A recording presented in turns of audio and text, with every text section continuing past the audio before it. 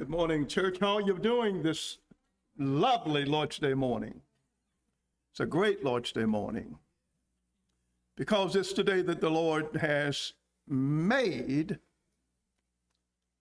And David said it. We can say it in our spirit. Let us be glad and rejoice in it. And we are thankful. Ricardo, we thank you for that timely reminder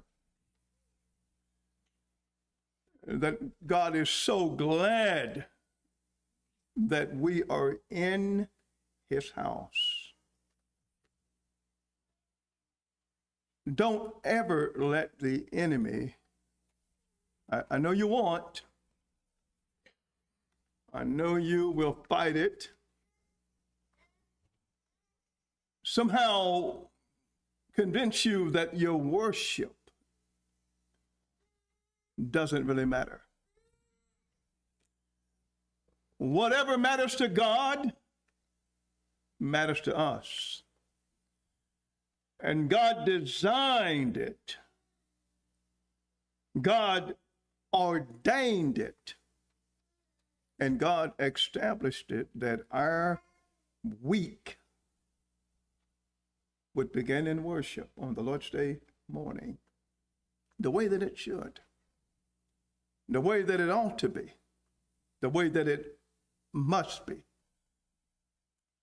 But I'm so thankful not only that you are in the house of God, that I'm here, that we are living in the expectation, every one of us are going to God's place. And Jesus says, let not your heart be troubled. You believe in God, believe also in me, for in my Father's house are many mansions. If it were not so, I would have told you. But I go to prepare a place for you, that where I am, you may be also. Don't ever let the devil tell you that anything in this time side of life is worth forfeiting heaven. And I'm so thankful. I'm so grateful that you are going to God's place, the place you want to be, the place you're going to be. I can just imagine it right there. And while we're talking about the Lord's Day worship, I want to invite you into our Bible class on the Lord's Day morning. And Eris just did what he is so capable, as well as the other teachers before him, is teaching a very sound, solid, uplifting study. And Brother Don begins a study this morning on, again, something that explains you. Evangelism, soul winning. And I said to Don very personally, I needed that study. I need the study. I need to sit and hear words about how to be the best soul winner, how to be the best God-used instrument in sharing the word. Very good study. I pray that God will bring you out to be a part of that. Wednesday night, we're studying Philippians. Gratitude, thanksgiving is a part of who you are, what you represent, and we're studying the first 11 verses in Philippians 1, where Paul speaks about his thanksgiving to God and for the church. I want to invite you out to that as well. I saw a post just this week, Nick and Todd, from a young lady that I know personally in a prior ministry. I also had the chance to meet her dad. And I saw that post just this week. And she said it right there, social media. This is one of the most difficult days in my life as I had to say goodbye to my dad. I knew her dad. I knew him. I met him. His journey is over. It's done. You have to carry a piece of Anthony further in this world. All that was good and virtuous and valuable, you have to carry that on, and you will. And we look forward to joining with the family on Monday and Tuesday as we celebrate, memorialize his life.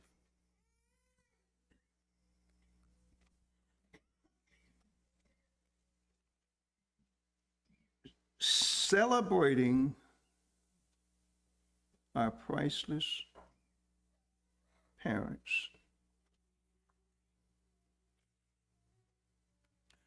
Next Lord's Day, Lord willing, I want to be able to say we have just completed our first successful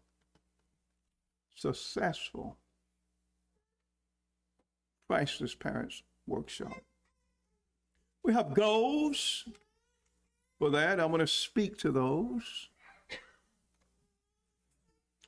You got a lot of stuff going on coming right out of the summer, wrapping up vacation time, getting the kids and children in school, navigating all the challenges of that and some other things you may have going on.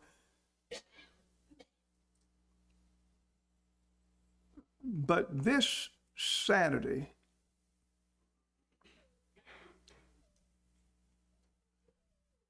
we're going to be bringing in folks from out there,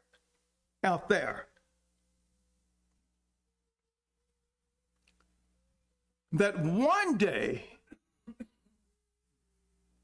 the God who can do exceedingly abundantly and above can bring them to sit in here where you are. That's the goal. That's the ambition. That's the prayer. That's the plan. It's what we are seeking to bring about in this Priceless Parents. I said it prayerfully, we'll have no less than 100 folks in the house. Priceless Parents. I'm looking even at this morning at Priceless Parents. That's who you are. But some of the folks that we're bringing in, they're not where you are in Christ. So they cannot bless their children's lives spiritually, holistically, the way that you can. We've got to do what we can to change that for them. So I'll ask you to kind of plug in this morning on what this one day, took a lot of days planning and praying and organizing, what this one day is about.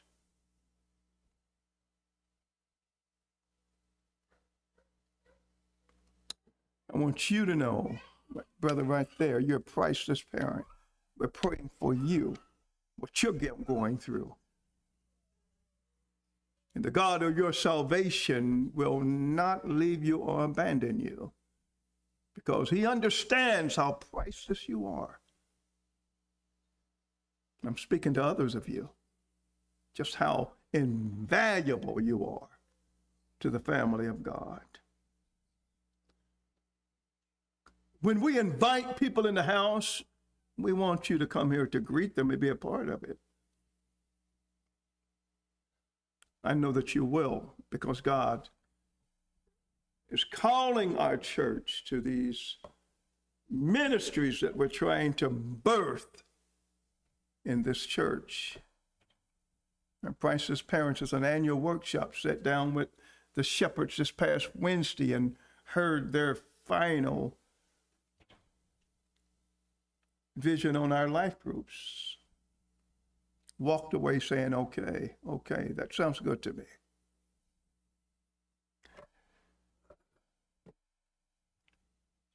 Some years ago, when I was asked to come in on a Friday, Saturday, and Sunday and do a family workshop, family life.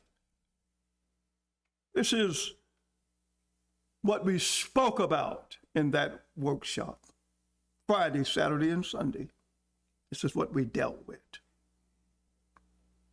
I want to invite you to think about it because this goes directly to family life ministry, and parents are the ground zero seeds. Parents in families. Parents make up families. I spoke about 5 areas. I want to help you to understand we need to be a church that's about the family. Our Kingdom Kids ministry, it's not the first venture of our church into family life ministry as it relates to teaching children and youth. This church has been doing that for years, and yet we have branded it Kingdom Kids because Jesus teaches us that children are about the kingdom. The disciples would have pushed them out, ostracized, left them outside. He says, no, permit the children to come unto me. Bring them. For such is the kingdom. We call them Kingdom Kids. And all these women who have take the lead in that, Wanda, Sam, and Tricia, and others, have planned this out and organized it with the teachers. All they need is the clientele, like a restaurant that's on and all they need is the folks to say, me and my kid will be there. Family life ministry is vital for churches because so much is wrong with the family. Not right, not all that it could be, but we spoke about family selection. I just want to invite you into what our church has to be about, what this ministry needs to be about. Families that are strong and healthy, we spoke about it, begins with family selection. We want to provide that sound Bible truth, sound, solid Bible truths on the principles and practices.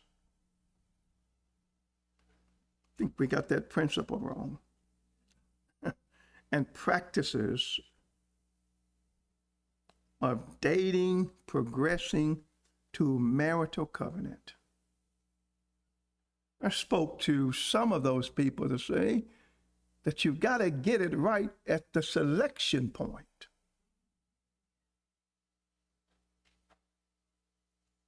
I know the woman prayed that, she prayed that, and she was ready to be married. And I can't quote it verbatim, but I do remember something to that effect that you know, she raised up a pair of trousers, if I remember, in her prayers and said, Lord, Lord, you bless this prayer and fill these trousers the best you can with the man that kind of went that way. That's an interesting prayer. Just holding up some trousers. Well, God says, what kind of man? What kind of woman? And so we've got to teach. These young adults are doing a great job coming together. Another ministry that They've got to learn family selection, how to select them right. I do remember this preacher who told the story how he said his daughter, you remember that he said one day somebody knocked at my door and I went and he says, well, he called his daughter. Is she here? She said, no. Well, I think she said no, but not for you. Not for you. Have a nice day. She said, her daddy said, Daddy, you are and always been a male chauvinist. And he said that, well, yeah, we can have that discussion, but I'm going to hand you off to somebody that I know fits what we have put into you. And a few years later, she married, he said, he was the vice president of the vice president of the male chauvinists. Yeah, I'm going to get this right. Family selection matters. We spoke about family salvation. This is a template for a good, solid family life ministry.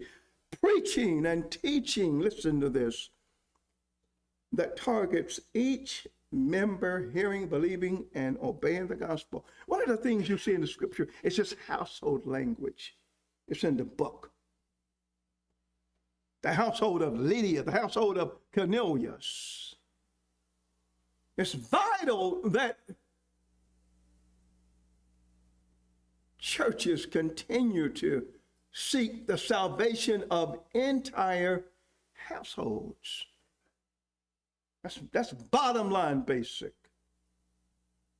The minute you get one, you want to get the other, and the one you get another and another, because that's the goal. Family salvation. I know there's no marrying in heaven and all of that, but how can I really spend this many years with somebody in time and somehow not spend as the brother and sister in eternity? Something has to be wrong with that. Something's not right with that. So we speak about it. We speak about family strength. What we do is we try to provide timely guidance. This church can be about that. I'm going to speak about that and where we would like to take this Priceless parents. Timely guidance in building solid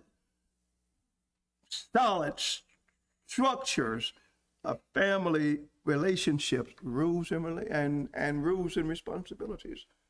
Relationships. Notice that comes before rules. That comes before rules. But the minute you get relationships down pat, you can establish rules out of love and compassion and caring. And rules mean everybody's got a now responsibility to hold on to them. And already I'm teaching what so many families that are in bad shape don't understand. The church has to teach them this, has to help them understand it, believe it, embrace it. We talk about family support.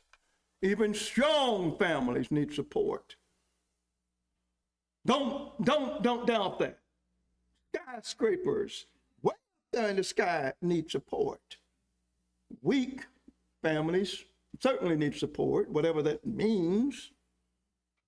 But it's providing this timely intervention to wisely address typical, expected, unique problems. Some are typical. Some are expected. You can teach that. You've been together these many years. You can teach a young couple what's typical, what's common, what's to be expected. But then there are these unique problems that come up in families. Didn't count on that one, didn't see that one coming. And we speak about support for those families.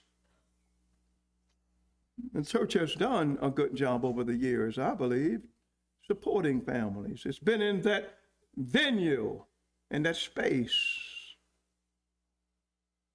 I've been in ministry long enough to where I know there are families that would not have made it had it not been God's people. Would have imploded, exploded, whatever you want to call it. And absolutely family supplication. How to get the family to pray together. Now, I want to go deeper into this. That's a good template for family life ministry that we need to, our shepherds, to sit down and say, this is the kind of infrastructure we want. The family life ministry, put it in on paper, put it in the hallways with credibility that this is the kind of family life we're going to be doing in our church. Our life groups can be a part of learning that, or some other group, as we're going to speak about in just a quick moment. Let me just remind you, as we go deeper into just the understanding family ministry and Priceless parents, I'm dealing with the theological foundations of the Priceless Parents ministry. Just want to walk through some of the biblical truths that the Bible teaches. Do you know the Bible is the best textbook in life? About life? You know what makes it the best? Think about it. Think about it for a moment. You say, God, yes. Truth, yes. Values, yes. But what makes it best for me is that it goes beyond life. That's a good book that can teach you how to handle afterlife. And it addresses that. Just a reminder, we know absolutely nothing at all, last time I checked, about the parenting abilities and skills and giftedness of the first couple. It doesn't even say anything about that. It just leaves it out. Doesn't say it at all. This is what Adam was about as a husband. Father, Eve as a boy, we see the fall, but it just cuts it off, cuts it short right there.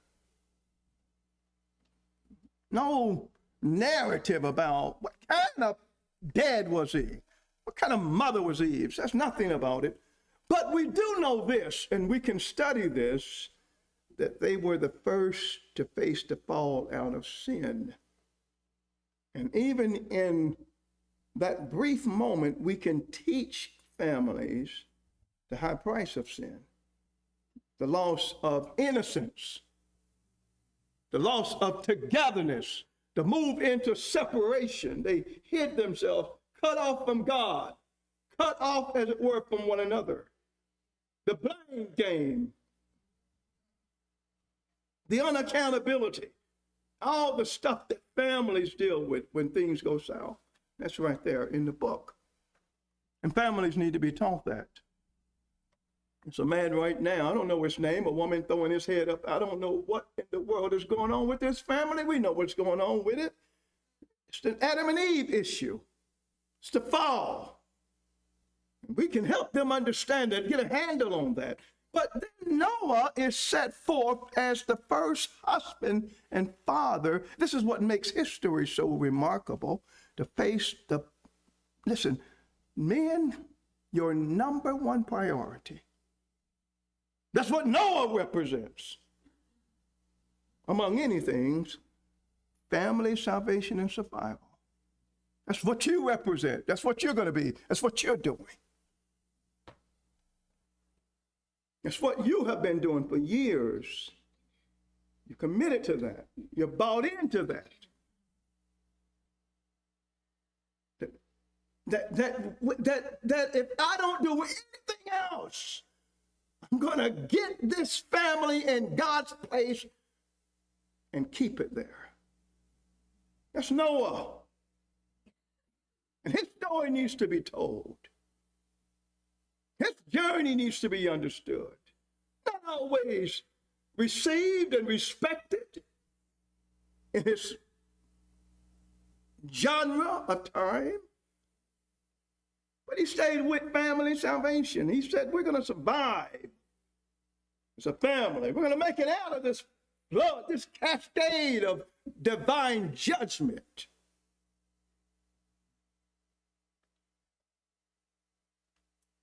How do you wrap your mind around being the only family that gets saved? Oh, isn't that deep? How do you wrap your mind around that? Well, somebody needs to know that you've got to do it for you. Because some families will never do it, and you can't wait on them. You step up and be the man of God.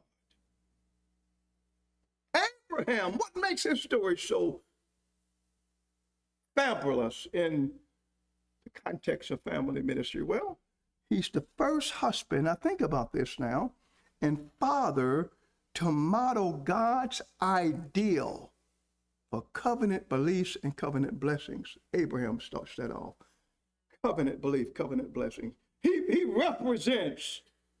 That's why even in the Christian age, he's still Father Abraham. We respect him that way because he sets the benchmark of what God's ideal is.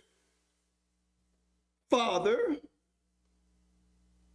husband, like Noah, Sarah, following, faithful, covenant beliefs and covenant blessings.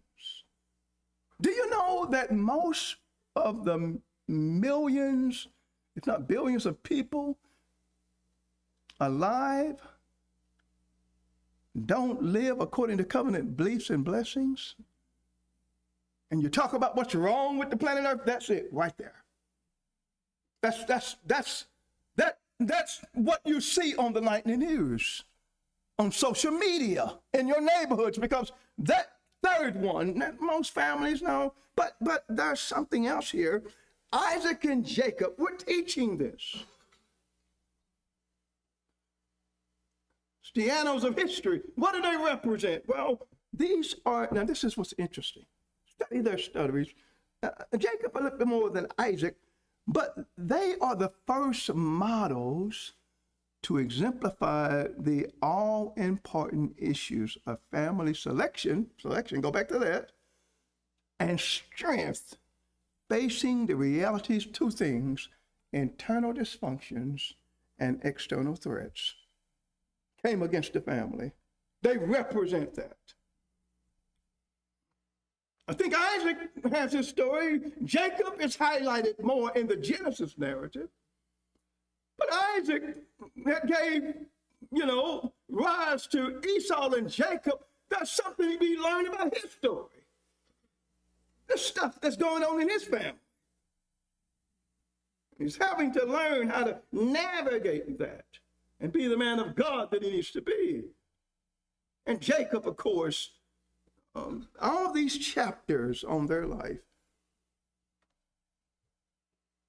all this stuff happening in the family of Jacob, having to grapple with this, there it is, internal dysfunction. Dysfunction is just a big word of mess. Stuff. That's what that is. Job, I put Job in because actually Job is historically most understood in the age of the patriarchs, not later, that time. What makes Job such an amazing story, and you know it, is that in the context of family life, he's the model husband and father facing the full weight of family suffering with a firm God-centered foundation. He kept his family intact. But he lost and Miss Job, but God blessed him with the other side of that. And Joshua, who is Joshua? Joshua is a model of a man whose head and heart is the ideal husband and father. As for me and what? My house. A Joshua man. And that goes on down. Let me pick up the page. Samson. Now, Samson provides this opportunity for us to learn some valuable do's and don'ts of manhood. Samson was a he-man with a she weakness.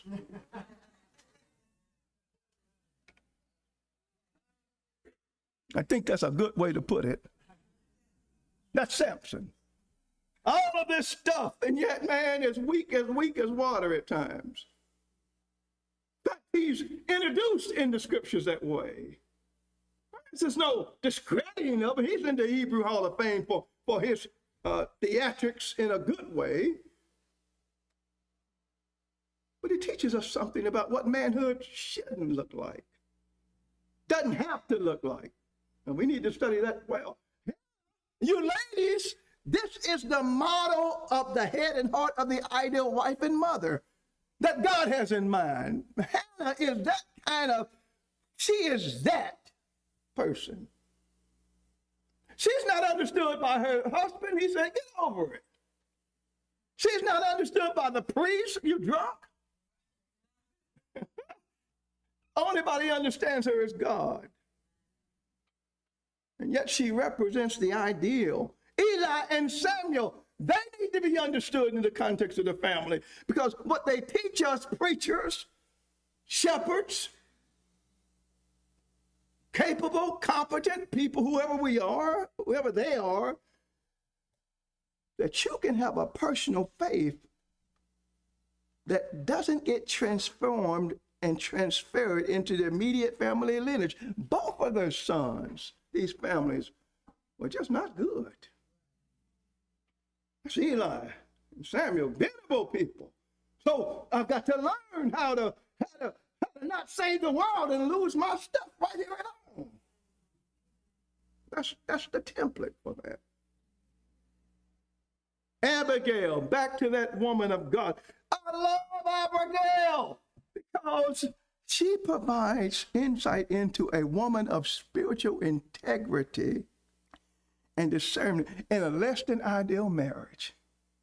She's married to, well, she calls him that a fool. David, you're going to lose your anointing over that fool. Basically, that's what she said. I'm sorry, that's her language.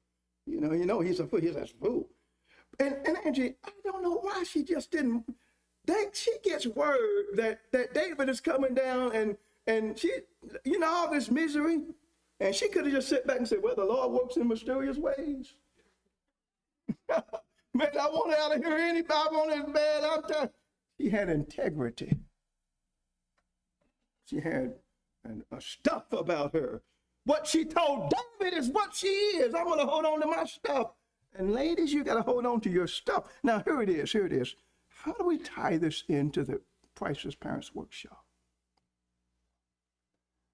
It goes to education, edification, and evangelism, all three. That's the mission of the church: education, edification, and evangelism. That's it. It's about education, getting God's truths into the heads and hearts of parents. Not all in one setting. That's not the goal. We don't turn it into a Sunday school and a Wednesday night Bible class, because most folks won't come.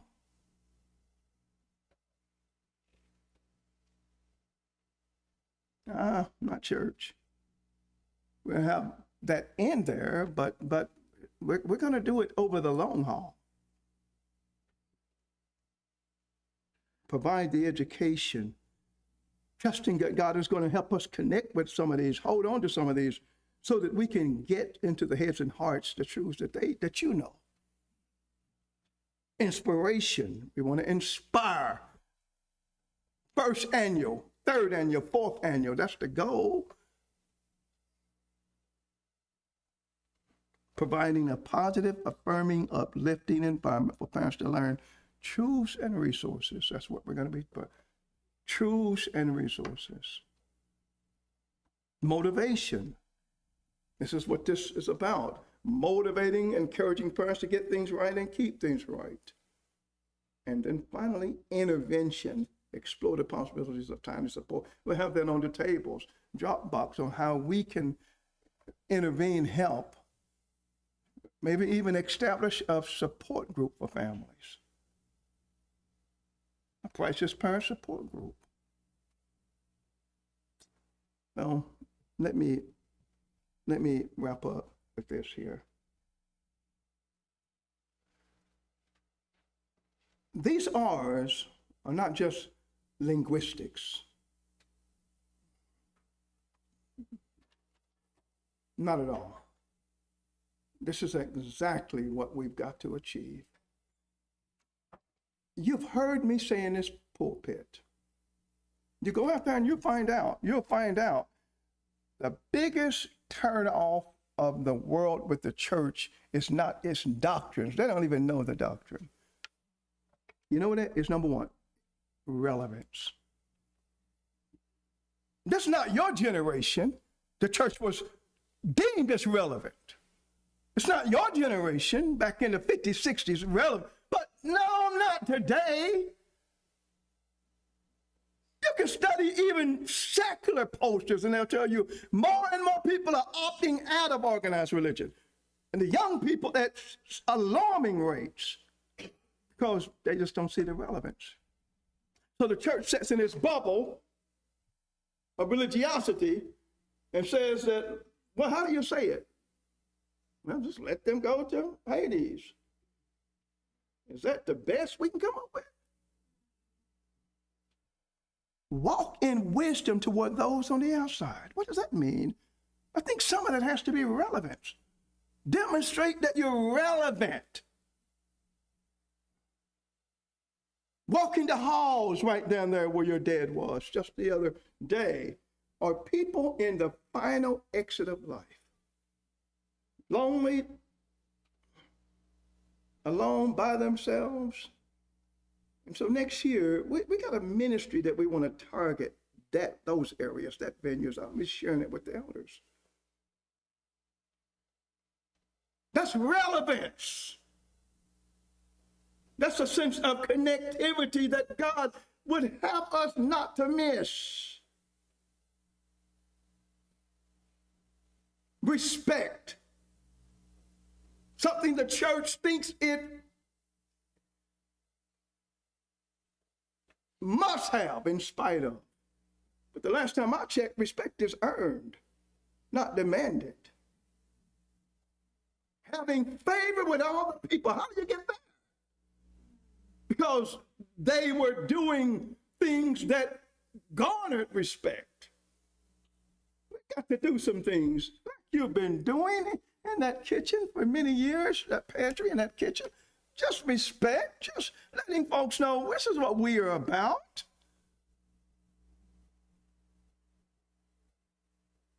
Wouldn't that be a good thing if 5, 6 years down the road, I don't know how you quantify that, my sister, but the respect of Waterbury is out there, just begins to exponentially go higher. Wouldn't that be awesome? Would that be a good thing or a bad thing or a neutral thing? I think it would be good. Relationships, this is really what we want to build. Everybody who comes in there will be signed up, put on some kind of list of email and in contact so that we can follow up. We can connect. We want to get their names, their numbers, their children's names, if we could, to relate to their lives, to celebrate some of their birthdays, and some of their marital celebrations and other moments. That's relationships. Jesus was called a friend of tax collectors and sinners. That's relationship. That's connectivity. That's what we want to do. I know we can put on a one-day thing, one-off, and it's not about relationship, just teaching them something right there, we're done, but that's a short-term view. That's very limited in scope. But building something annually that combines both a secular application and a spiritual over time, that can produce some results, even in what my brother is teaching. And then finally, yes, reaching. We want to reach people with the gospel. So this is why we're conducting Priceless Parents Workshop. I pray you'll just be here, be a part of it. The first annual. I want to perpetuate that. You got to have 1 or 2, 3 ministries test out there to really grow. 1 or 2. Just keep them out there. Trust God. Just keep them out there. It's another I want to talk to the elders about. Our Beam School, Team School, summer program for children, because we've got to reboot our children's and young people's department. And we've got to find ways, our Beam School, Bible, Education, Arts, and Music, to bring people into our summer program and let, again, parents know that we're relevant. We can meet needs. We can address. We are not so heavenly minded that we are no earthly good. That's not us. So this is what I wanted to share with you this morning. Best I can do is just pray that you'll be a part of it. We've been out in the community, flyers, getting stuff out. I'll be back out in the community this week, getting flyers out. You can snatch some, get them out, email, text them, scan them, send them to somebody, because this is a big deal, church. This is a big deal. I know you did We Care. Lives were saved in that. You can talk about the fallout. Well, let me tell you something about that. I got to close.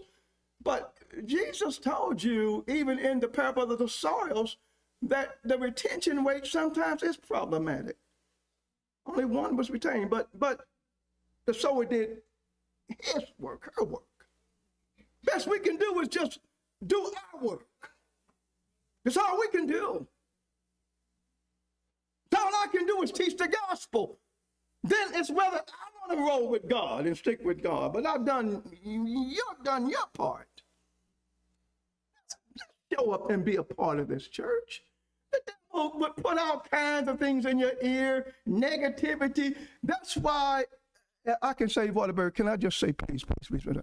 Come on. Please. I'm nice. I am. I'm a nice guy. I'm not a mean guy. But some churches are small by design.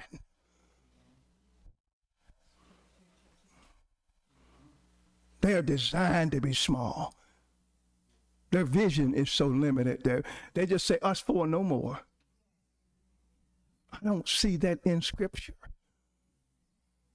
I want these walls to expand. I know you want it, that we want to have a seating problem, in this building in a few years. But we got to go to work. We got programs that we're trying to introduce, Kingdom Kids, the Priceless Parents, life groups that will do the E part, engaging in some of the things that we're going to talk about, how we can do together. We got work to do, church. That's the only reason I'm here. And then one day I'll just pack up and me and Angie will be gone, and all we want to know is that, God, we were faithful. We were just so unworthy to be here, but had a part in a growth season in this church, and to God goes all the glory. There's a brother sitting right here that you know is outstanding, another one back there. These are new people to our ministry. There's other alleys out there. We just got to be on our job. We got to get busy for that. They're there. So my brother is going to come and lead us in this invitation, and we're going to ask you to respond. Maybe you need family prayer, supplication. Maybe you just need a confession. Maybe you need family salvation. We can teach the gospel to you. Let's stand together.